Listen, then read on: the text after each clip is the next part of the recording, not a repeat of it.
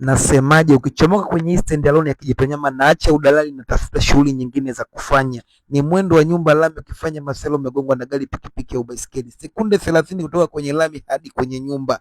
Nyumba kama unavyoona imefanyiwa renovation moja ya mwaka wa mbele ya kibabe. Mwenye nyumba achezi na future, kafunga AC za kiwandani. Ukiwasha tu yenyewe humo ndani ni mwendo wa Mafinga Makambako Uyole, mkoa wa Njombe. Nyumba ni nzuri, imefanyiwa renovation, ni mwendo wa kupiga deki na kuhamia. Ina sebule, ina dining, ina kitchen cabinet kama unavyoziona, na ina store.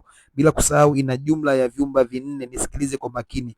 Vyumba viwili ni master venye AC zake, hivyo viwili single, zina fan na makabati. Ina public toilet kama unavyoziona, ni vyoo vya kukaa vyote, upigi kiduku. Nyumba ni nzuri, anapokea kuanzia miezi 6. Kodi ni milioni 3.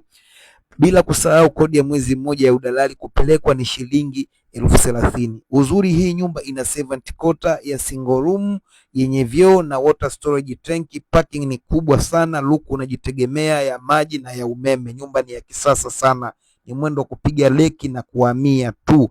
Jamani, wateja kulialia, wateja ombaomba, hizo ni fixed prices, zimepangwa na mwenye nyumba na utaratibu wa udalali. Jamani, ukijiona hujakizi hivyo vigezo, kaa mbali mita 100. Kumeza mate na salamu ndio vitu vya bure kwenye hii dunia. Nimemaliza, jecha sirudi. Over.